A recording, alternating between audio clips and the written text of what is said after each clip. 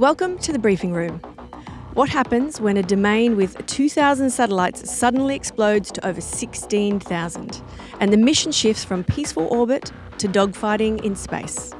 In today's episode, we speak with Charlie McGillis, a retired US Air Force Colonel and former Director of Intelligence, about her 30-year career in defence and why physics true simulation is critical for modern operator training.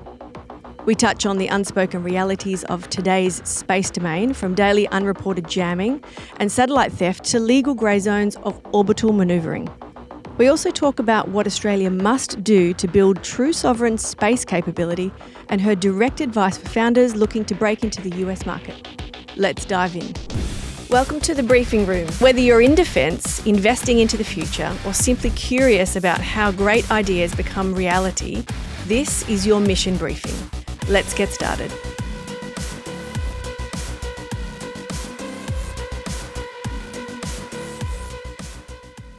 Charlie, thank you for joining us on the briefing room. I've been waiting for this episode. We get to have the privilege of having you as part of the extended Beaten Zone Ventures team. You get to sit on our investment committee. Plus also we recently spent some time with you in the States as part of our strategy day, which was exceptional for all of us, gave us an amazing insight into space and the opportunities there, which is an area we're really interested in. But having a conversation with you today will give us a bit more of an insight into your background, what you're looking forward to next, what you're actually doing in the space sector, and also working with some of the companies. And one of those is one of our portfolio companies as well. So I'm going to ask you a few questions about that. But Charlie, would you like to give us a little bit of an introduction to yourself and what you do in the world or in space right now? Love to. Thank you for having me. It's so good to be here with you. So my background, I served 26 years in the Air Force. I was an intelligence officer, so I supported air special ops and space operations, and that was my last assignment at Vandenberg. But I went into the startup world after I retired, and I love that space, and I love being able to help young companies, figure out how to work with now the Department of War and how to bring those dual technologies. I'm also a wife to a former Marine. We live in San Diego. We have 4 kids, and we live the best life ever on a golf course. So sounds like the best of multiple worlds all at once. It is. I'm going to kick off with my favorite question. Well, the one that was, I've actually written about this, any Top Gun fans out there, and I just want to know how many times you get asked about the reference to Charlie, call name Charlie, call sign Charlie, Charlie your name. How many times do you get asked about the Top Gun reference? A lot. Everybody, they kind of put it together as we go. It's not an instant, and they go, oh, it's from Top Gun. So it's kind of exciting. And so my husband and I have been married 23 years now, and obviously his last name's McGillis, so that wasn't my maiden name. So that call sign came after we got married. So everybody used to call me Kelly, and I'm like, oh, I don't like that because that's not even close. So I love the call sign Charlie. It's great. We all do. And I love it. It made all of my younger childhood dreams come true. I get to meet the real life version. So thank you. Thank you for feeling a part of my own story. Space, we're in the defence sector, and it's a very interesting place for defence. However, for the average person or everyday person, let's frame it that way, how much do you think people know about what's going on up there to the average punter who doesn't know a great deal, doesn't have the insight into defence?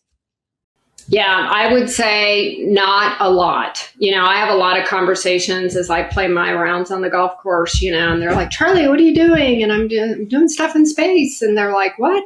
And they don't really get it, right? They don't understand that we depend on it every day in our life.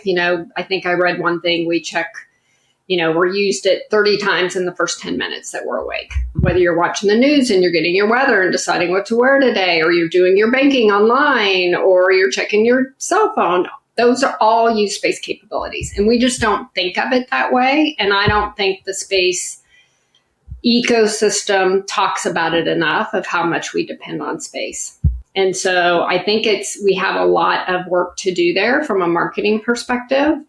to get people to realize how important it is, in their daily life. And it doesn't matter what ecosystem you're in or what vertical you're in. My last mantra has been everybody should have a space strategy.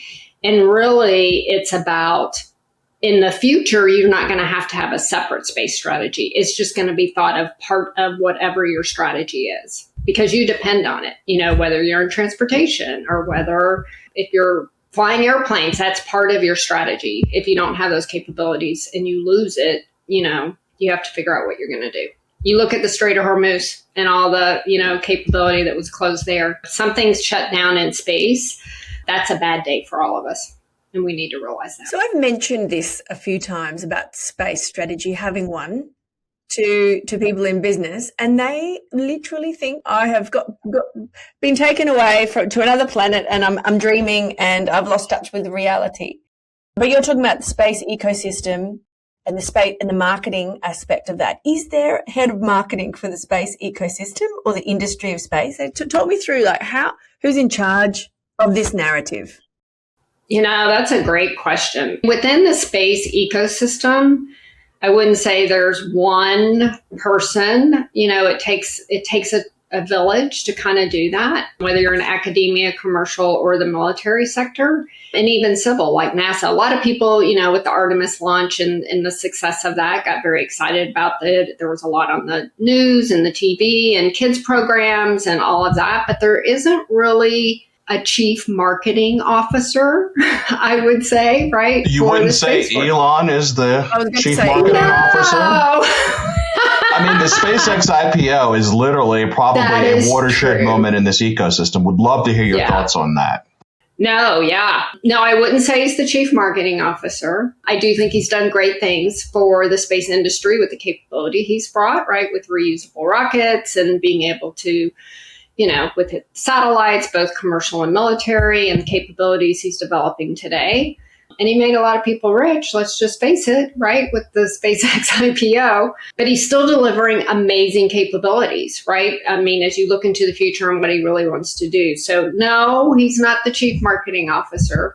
I think it takes all of us, and I don't think we've done a good job of bringing others into the space industry to go, hey, how do we talk about this in our daily lives, in our normal, conversations that we have? Some would maybe say we don't need to, but I disagree. I think we need to kind of, broaden that scope. People, it needs to be interdisciplinary, in the school system, when you go to college. It shouldn't just be, you shouldn't just learn about aerospace engineering or astrodynamics. You should learn about business and about marketing. And we need all of those people to make this successful. It takes all of them. Which comes back to that space ecosystem that you were talking about before. I do wonder at what stage it becomes standard to have a space strategy. I know that the tech is obviously always leads in this. Defense will always lead in this, obviously, because it's really at the forefront of what's happening. But I am interested to see how that unfolds. Elon is definitely a good person who brings awareness, whether it's positive or negative. Sometimes I think it makes people a little bit fearful of what's happening. Others will get super excited about it. So I think you're going to get both. I think if we can sort of bring it back to everyday applications for other businesses, that will be really interesting to watch how that unfolds. But in regards to your career, you haven't always been involved in space. I went to Georgia Tech, got an industrial engineering degree, and went through ROTC, and then went in the Air Force, and I never used my industrial engineering degree. So I supported air operations. So that entailed briefing pilots before they would go up on missions and understanding the adversary role. And then I did that in the special ops community, really dug into what we call today irregular warfare, and actually taught special operators on that.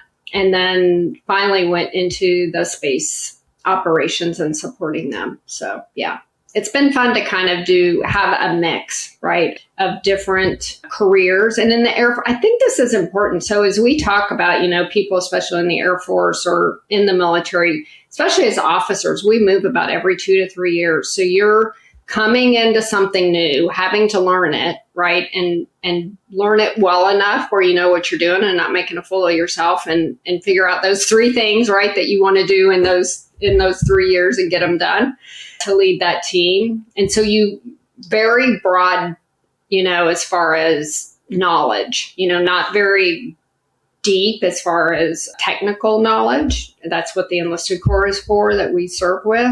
And so I found that to be very fascinating, to kind of learn new things every, 2 or 3 years, which I think is why I love the startup world, because it's diving in, learning something new, and really trying to propel it to the next level. Yes. To be able to stay in it, you have to always be evolving and upskilling and open to learning whatever needs to be learnt next. And often we don't know what that is until we're up against it and realize there is a gap of knowledge there. In regards to you ran space intelligence at the highest level in uniform. How different is the threat picture from when you were there to day to day? Yeah, it has changed significantly. So I think I mentioned I retired in 2014. So that's 12 years ago. Hard to believe that, that it's been 12 years. It feels like yesterday. But when I was the director of Intel at Vandenberg, there were maybe 2,000 satellites on orbit. And today there's over 16,000 active satellites. So look at that increase over 12 years. And obviously we talked about this already. It's because of reusable rockets, being able to do more launches. That has changed the environment significantly, because now you have to be able to track all that, right? It's almost like air traffic control. And so you have to keep track of everything that's in space. So that number has increased significantly. Our capabilities have somewhat increased on being able to track those active satellites and attain custody of them like 24/7, which we don't have on all of them for sure. But the other thing that's changed is the threat picture. So we kind of knew with only 2,000 satellites who the adversary was, right? And what they were doing, and we were able to track them pretty well. Today, I would say that we've gone from a static infrastructure where satellites in the geo orbit, so that's the 36,000 kilometers, it kind of looks like it rotates with Earth because it's on the same timing. And those are satellites that are really good for communications, for intelligence, looking at one specific place on the ground, being able to monitor and those kind of things. And it used to be a satellite would go up into the geo orbit into an orbital slot, and it would just stay there, right? It would do its mission and it would just hang out and do what it was supposed to do. Now it maneuvers. A lot of the satellites, especially from the adversaries, are maneuvering around what we call this geo belt, and they basically go and snuggle up to another satellite. Russia does this, China does this, the US does this, and they just monitor. And so they get a view of what's going on in this. The other one is especially on the China side, they have developed some capabilities with robotics to actually grab a satellite and take it. And so some could say that that's used for a dual purpose. It was a defunct satellite. I need to be able to move it to a graveyard shift and get it out of orbit. Well, it could also be used from an offensive kind of perspective as well. So it's a lot more satellites. The threat has changed. And we've even seen what some people have called like dogfighting in space, where you have not just one satellite, but two satellites operating together, maneuvering together and doing things. So that's really changed how, from an intel perspective, especially of how you look at the adversary and how you do that analysis. It's not just watching a dot, right, like the satellites here. Now you need to actually determine what is its we call it pattern of life, of being, when did it last maneuver? What is it doing? What do we think it's going to do in the future based on its previous maneuvers? And then what is its intent? Intent is so hard, right? Because we don't have humans on those satellites. And so the humans are operating it, but we really have to think about that from an intent perspective. And then the last thing I'd say is the decision timelines have compressed because of this maneuverability. Used to be very static. I could get up, do an intel brief in the morning. The boss probably knew exactly what was going on. There might have been a little maneuver, but now because of this maneuverability, it's really changed how we look at things in that decision cycle to be able to react to it. So I think that's put a lot of pressure. So as we talk capabilities of what any country needs to be able to counter this kind of behavior, we need to look at that decision timeline. And do they have the capabilities to make that decision in the time to react?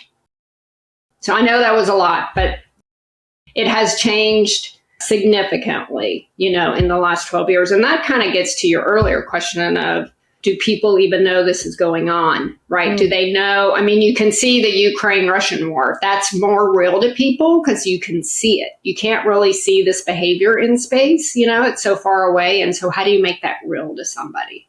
I think that's the challenge that we have. Absolutely.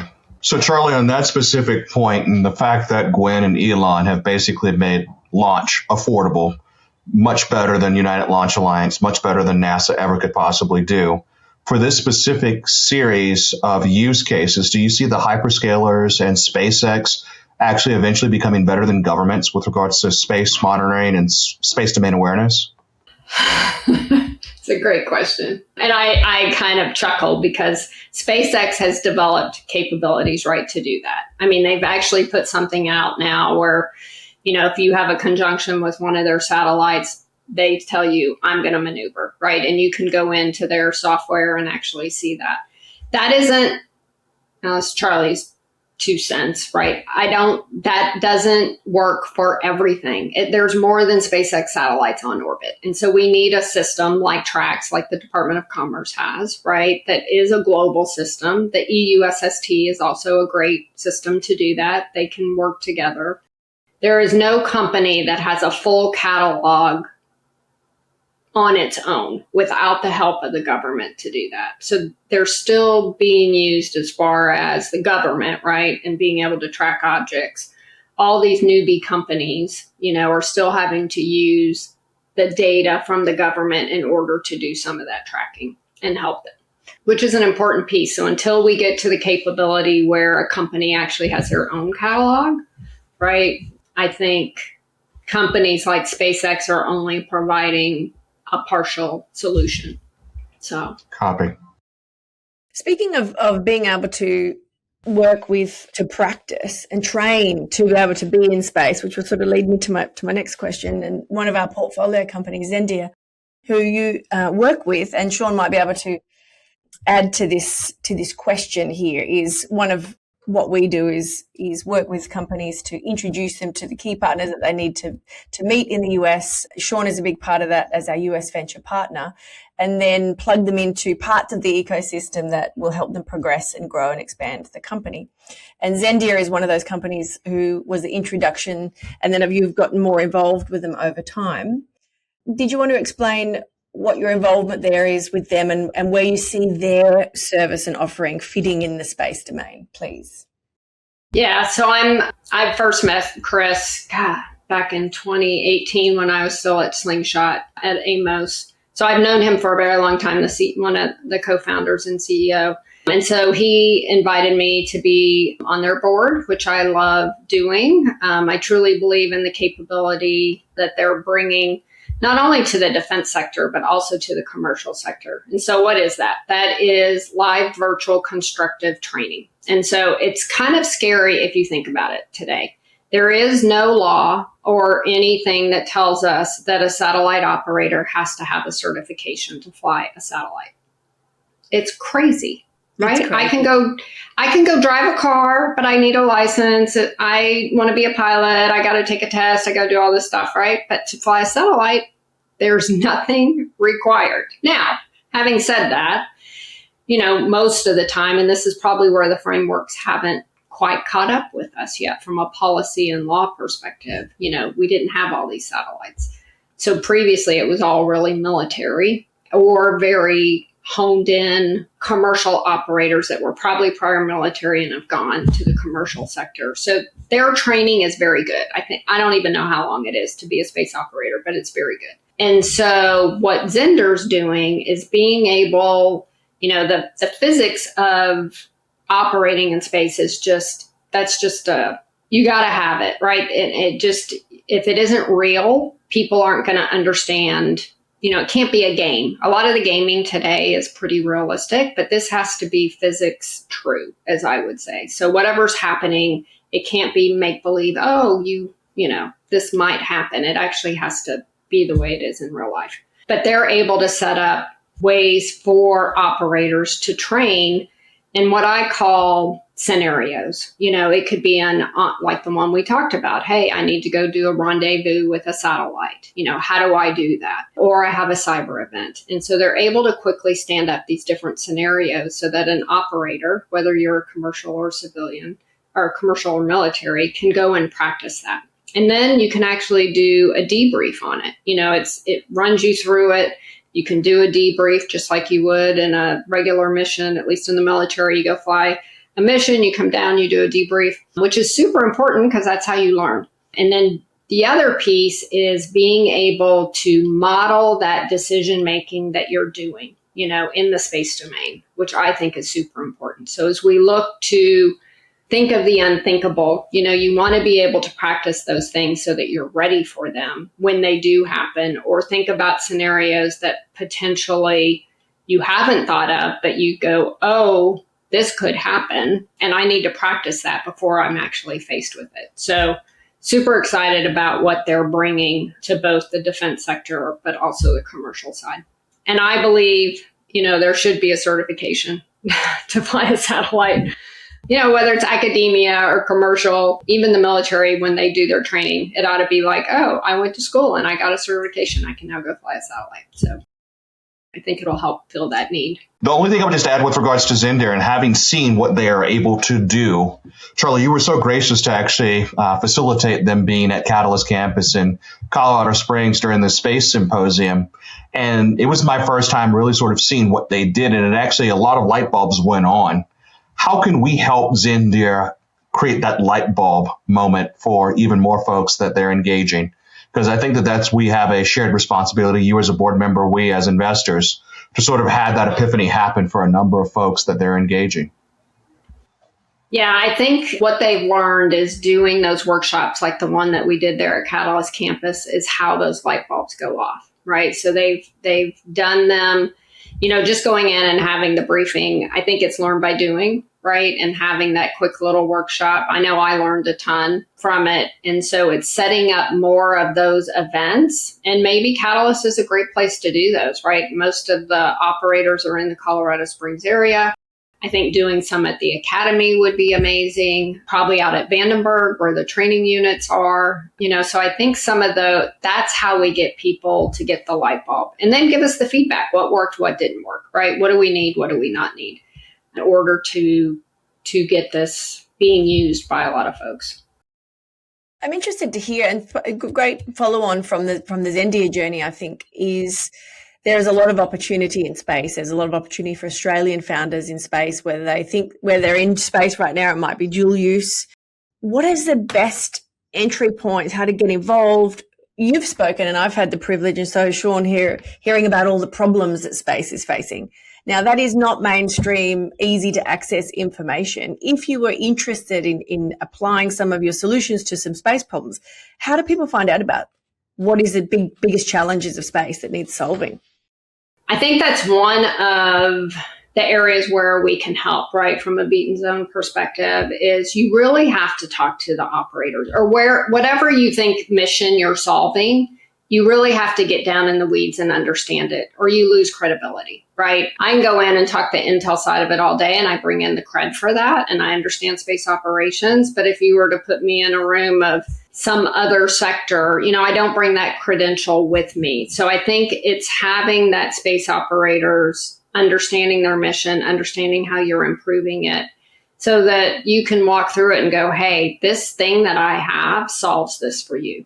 Now, I caution, it can't be a one-off solution, right? It has to be able to integrate with whatever the military's already using. You can't expect to come in and have this behemoth system and be able to have them use it. It has to be very easy to adapt into and integrate with whatever they're already using. And then the other piece on the U.S. side, and we're seeing this, some sense of it even in the EU Space Act, but on the U.S. side, it's the cybersecurity piece, right? We're having CMMC level 2 by November. And a lot of these things, we don't probably, or maybe we talk about it too much, I don't know, is the classified side, right? So as soon as an Australian company comes in, the US goes, oh, I love that, but I need this to take in the classified data. And so we need to be able to help them do that. But I'm a true believer in getting classifications down to the lowest level. I've been fighting that for 15 plus years. There's such good commercial data out there now, and it doesn't all need to quickly go up, to the very high levels. And we ought to try and share as much as possible at the lowest levels. I think we're getting better, but space was always very secret back in the day, and it wasn't talked about, which is probably part of the marketing problem. As we downgrade, systems, GSAP is one of those. I mean, I worked on that, then I couldn't even say the word when I worked on it, right? And now today it's out there in the public. It's one of the systems that the Space Force uses. We need to get over that, so it's integration, it's understanding the mission, making sure you can integrate quickly and have that credibility, with the mission side. So I think that's where like especially Sean getting in and having those conversations with the deltas. Yes. Yeah.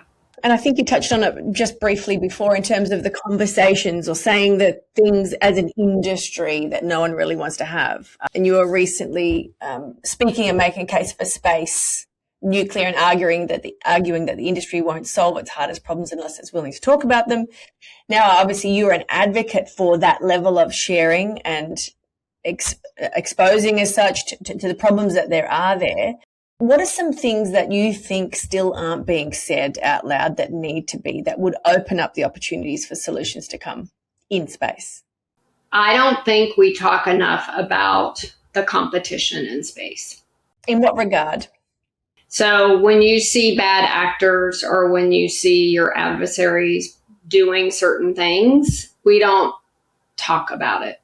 I mean, the commercial side is kind of coming out and saying, hey, did you see, X, Y, or Z satellite do this weird maneuver? You don't see the Space Force coming out, or you don't see the military coming out and saying that. They really are relying on the commercial data providers to do that for them, which is okay. I mean, we have heard some, like General Gutlein, talk about dogfighting in space, and we heard General Hyten talk about some things in the past, but I don't think it's done enough, from a adversarial perspective. Hey, this is what our adversary is doing, and this is what we are going to have to defeat. So case in point, there is so much jamming, whether intentional or non-intentional, deliberate or accidental jamming going on satellites today, and we don't hear much about it. We hear the one-offs or the ones that make the big noise, like the ViaSat satellite that was jammed before Russia invaded Ukraine.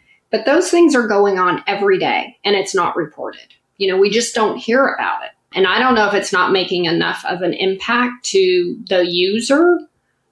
And that's why it's not getting, it didn't shut down a power plant. It didn't shut down, a train. It didn't shut down a TV station. It didn't impact us on our daily life. So it's not getting reported, but it's happening. And so those are the kind of things I think we need to talk more about. They can't just become the gray zone, the gray area that we just don't talk about. Does that come back to that same question around what are the rules? Who's making them up? And their rules being broken enough to talk about it? Yeah. So with a lack of structure or framework around that, then calling out bad behavior is more of an opinion rather than is it actually bad? So it's interesting. So there's the Outer Space Treaty, right, of 1967. That's the only laws that we have. The rest is what we call norms of behavior. And nothing has been internationally or globally agreed to. And so it makes me scared, from a law policy perspective, as we look to things of going to the moon, who's going, and what are the rules there? How are we going to do manufacturing in space, and who gets to own that? How are civilian humans like us, if we want to go to space for a holiday, right? Who's owning that? It's interesting. Do you think Elon's thought about this? He's thought about it. Yeah, and Bezos has thought about it. Yeah. There are no rules, so make them up as you go. Yeah. And he's even fought some of them. I mean, some of the existing rules, like with the FCC and some of the things, he's fought them and done quite well. There's a fine line with this, right, of what the rule is versus how do we innovate. And we don't want to stop innovation because we have this rule. Oh, you can't do, it's almost like, when you're in kindergarten, you got to follow the rules and do X, Y, or Z. And maybe it stunts things in our imagination. So there is a fine line there. Mm. It's definitely a fine line. And I think, Peter, the analogy that I'd like to use is that, after a thunderstorm here in the States, sometimes the traffic lights will go out and one side will flash red, some will flash yellow. I think that ambiguity is what we're confronting right now, and people like Elon and Jeff Bezos are taking full advantage of that ambiguity and considering how hard it is to actually draw international agreements because you have all of these different, warring factions, for lack of a better term. They're going to exploit that, in my opinion, and actually sort of force policy to be made from the transactions that they do. And so it'd be very interesting, Charlie, to have you riff off of that and sort of, am I off base? No, I think you're right. And in fact, I was at the SAT show, I think it was February timeframe, and I was listening to a panel. And so Jeff Thornburg, CEO of Portal Space, right, he's developing maneuver without regret satellites, right? Just being able to maneuver wherever they need to go. Amazing technology. But he partnered with Palladium, actually Australian-based company. And so they are going to do debris collection. And everybody's like, well, there's no laws around that.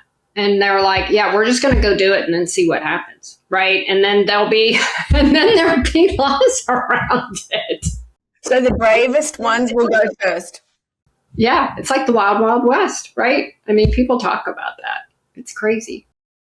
We do need debris removal, though, but you'd hope to have some lanes in the road, left and right bumpers of how we're going to do that. And the problem of that is the way the law sits today is if it's your debris, you own it. So like if it was a breakup of a satellite and it's your satellite, the way the law is you own it, which means you have to give permission for it to be collected or anything done with it. No one said you got to go clean up your mess. They just said you own it. How does that work and this is the conversation that I have with people who usually tend to glaze over or tune out when I start talking about space. I try and bring it back to something that might make them impact their daily life and talk about. There's a lot of space junk or debris in the event anything was to come down where it shouldn't, or at times then it then would be affecting us, right? So you add a little bit of fear and then they start listening that this might be a problem they want to hear about without causing unnecessary alarm. However, in that instance, what you're talking about there, if you own the debris and it's predicted, say it's tracking to maybe be coming back down to Earth, whose responsibility is it still that responsibility of the owner to divert it, do something there, not opposed to whatever it's going to be predicted to land? So they can't do anything with it because it doesn't have any propulsion on it, like to divert it. It just burns in, and then you hope it basically burns up on. If it's a big enough piece and there's enough for it to land on Earth, right? It is up to that owner to go find it and collect it. And I know there are some satellite owner providers that have sent teams to the middle of nowhere to do that, right? Because some of it's proprietary, they don't know what is left and they don't necessarily want whatever that is to get into anybody's hands. And it could be dangerous. I was on a mission. I was still active duty at the time, and the Russians had a defunct satellite that was Phobos Grunt, and it was still full of all the hydrazine and stuff. So with it coming in, if it came in over land, it would have been a huge mess, right, to have all of this. And so we watched it. And unfortunately, our prediction of that, Peta, of actually knowing where it's going to come in, not great. We could use a lot this of... This is what I'm talking about. This is what I'm talking about, right? And this is part of the conversation that no one's talking about, because there's no rule, and there's a loose rule that you own it, but then there's no solution yet to direct it or divert it or steer it. What is the right terminology? Help me out, space people. There has to be something, because there's going to be more and more over time. Yeah, there is. So that's why I believe in like on-orbit servicing, like the debris collection. We have to figure out how to do that when it's still up there, right? And what are the rules? And then take it a step further and figure out how to reutilize it. Do some in-space manufacturing, build something from it, take it to the moon and build, I don't know what that answer is. And I think as we as we are able to do those missions, we're going to learn a lot. Well, these are the future industries, right? What you're talking about yes. there. Manufacturing, remanufacturing, reutilizing, setting up those facilities, whatever that's going to take to be able to do that level of work. It's fascinating. I mean, there's some things even on the biomedical side of being able to grow organs that, you know, if I had a heart problem, I could grow a new heart in space. And then when I need the transplant, it's actually my own heart and not somebody else's heart. I mean, it's fascinating. Some of the things. Are we doing that here? Are we doing that here? We have to go to space to get our own heart rebuilt. Well, it grows. My understanding, I am not an expert by any stretch of the means on this, but it grows faster. Like any of the organs or, you know, cells multiply a lot faster and can grow. Yeah, I am not an expert, but I read about it and it just fascinates me on being able to, you know, in the future from a longevity and healthcare kind of perspective. Yes. So many opportunities. And next sort of question I want to ask, because I'm conscious of time and we could have gone down 1,000 different rabbit holes here. In regards to sitting on our investment committee, investment into space in this sector and people building solutions for these problems, what excites you the most about defense and space investment? So we talked about some of it. Like I love seeing the excitement around the Artemis launch, the SpaceX IPO, some of the other acquisitions. The Iridium getting acquired by Rocket Lab this week, huge announcement. Never saw that coming. And earlier ones that we saw, like Intelsat got acquired by SES and Marsat by Byte. So we're seeing a lot of consolidation, which I think was needed. So let's just say, there was probably some consolidation, some vertical alignment. And we're seeing even some of the big boys buy some of these smaller, AI specific, whatever kind of capability they need to vertically integrate, they're buying up those companies as well. And so that's exciting. And I think it's exciting because space is becoming, it isn't this benign frontier that we think about anymore. Like, oh, we're never going to get there. No, we are going to get there in our lifetime, which is exciting to me. I want to have vacation on space for a whole week. So it's pushing those architectures. And I think what we're seeing is they aren't these one-off capabilities. We're trying to build this space infrastructure where we can all enjoy space and do more exploration. But we can't forget that there's always this risk. We're all human and we're all going to behave badly sometimes. And so we have to be ready for that. We do. Indeed. Now, Charlie, we have our Revelli event happening in September on the Gold Coast, and you're coming out for it, which is very exciting. And you'll be delivering a keynote. What are some of the things that we can look forward to hearing, without giving too much away, of course, hearing you speak about in your keynote around the opportunities that space presents? Yeah, so I think the first one is space is no longer just an enabler. I'm going to talk about space strategy, right? And so I'll be right there with you, standing next door. Everybody should have a space strategy. It should be part of your, and if you're not doing that, you're way behind the power curve, because it is, whatever sector you're in, you need to think about that. But also space is a growth market, right? I mean, you've just heard about the IPOs and the acquisitions, and I see those opportunities as we look at in space manufacturing, autonomous operations, resilient comm, and those are the things that I think are really going to mean something to somebody. So space strategy, talk about space in general, educate people what is really going on. We're going to have the conversation that we're not having. Good. It sounds fantastic. Sean, did you have any other last questions for Charlie before we let her go? No, the only question that I have, Charlie, is what can we do better in the Commonwealth of Australia to position our firms for that U.S. invasion, for lack of a better term, or ground game? What are some of the lessons learned that you've experienced that I think would be wise to share with folks that might be dialing into this? Yeah, so I'm going to kind of flip it. I think Australia needs to make a significant investment in space, and they can't wait for the U.S. So I believe from a defense perspective, everybody should have sovereign capability, yes. But what are you bringing to the fight that is going to help us globally from a defense perspective, right?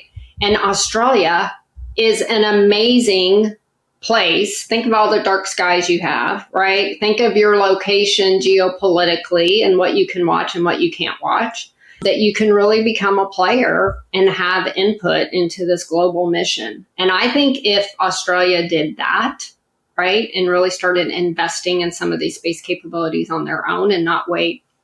Sometimes it feels like it's a mother may I, right? Let's see what the US is doing. Let me try and invest in that.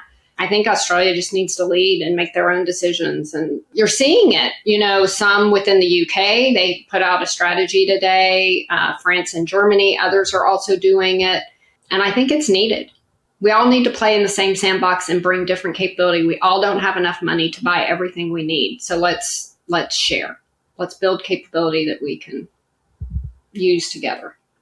Completely agree. And that's where I come back to some of these multinational hyperscaling organizations that transcend politics and focusing on the bottom line could be a huge catalyst for what you just wonderfully articulated. Fantastic advice. I hope the right people listen and take action is the key. You can listen, but are they going to take action? We will keep continuing to back those who are willing, the brave ones willing to go and solve problems and get involved and have a go, because as we know, they have to get involved to be able to understand what the problems are and work on some of the solutions. And hopefully they're ones that are really needed and can succeed in that arena. Charlie, thank you so much for your time. Sean, thank you for joining me on this conversation in the briefing room. And if anybody loved what Charlie had to say, there is going to be much more of it later on in the year in September at our conference. You can come meet her in person and also listen to the keynote. So I appreciate your time. Thank you for the episode today, Charlie. Of course. Thank you for the lovely conversation. Love it. We could talk for hours. Hours. Go off in all different directions. I know. I love it. Thank you so much. Thanks for joining us in the briefing room. I hope you enjoyed this conversation with the people shaping our national security and future capability. If you liked what you heard, please follow the show, share it with a friend, and join us next time for more stories and insights from the front lines of innovation. Until then, stay curious, stay informed, and keep building the future.